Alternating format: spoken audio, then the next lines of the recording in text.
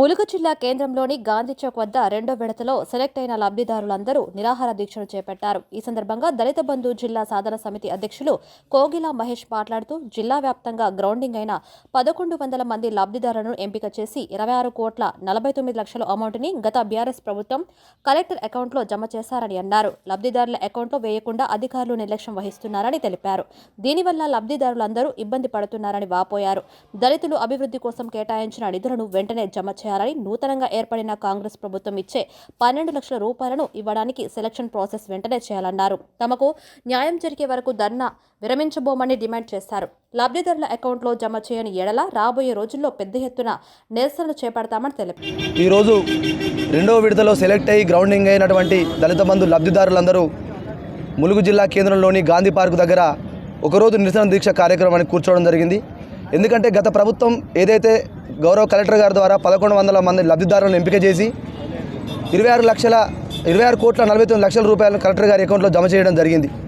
Election code వల్ల తాత్కాలికంగా ఆగిపోయిన ప్రక్రియను ఎలక్షన్ తర్వాత వాళ్ళ అకౌంట్లో వేస్తానని చెప్పినటువంటి డబ్బులు ఇంతవరకు ఇన్ని రోజుల వరకు గౌరవ కలెక్టర్ గారు కానీ గౌరవ మంత్రి గారు కానీ ఎస్సీ కార్పొరేషన్ అధికారులు కానీ ఇంతవరకు జమ చేయకపోవడంతో ఈరోజు ఈ దీక్షకు ములుగు దళిత బంధు లబ్ధిదారులందరూ కూర్చోవడం జరిగింది. మీ అందరి ద్వారా నూతన ప్రభుత్వానికి విజ్ఞప్తి చేస్తున్నాం. దళితుల అభివృద్ధి కోసం ఏవైతే కేటాయించిన నిధులు కానీ నిష్పక్షపాతంగా జరిగినటువంటి ఎంపికను కానీ మీరందరూ గుర్తెరగాలని, ఏవైతే రిలీజ్ అయిన డబ్బులు 26,49,00,000 రూపాయలను లబ్ధిదారుల అకౌంట్లో వెంటనే మీరు ఖచ్చితంగా వారి అకౌంట్లో జమ చేయాలనే ఉద్దేశంతో ఈరోజు ఈ దీక్ష చేస్తున్నాం.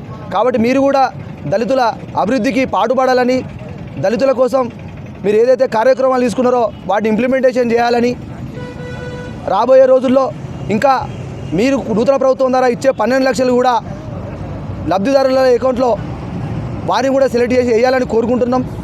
ముందుగా ఈ 1100 మందికి విడుదలైన నిధులను వీళ్ళ అకౌంట్లో వేస్తూనే మీ ప్రభుత్వం ద్వారా వచ్చేటువంటి సెలక్షన్ ప్రాసెస్లో మీరు కూడా పేద దళితులకు న్యాయం చేయాలని మీ అందరి ద్వారా విజ్ఞప్తి చేస్తున్నాం. జై భీమ్.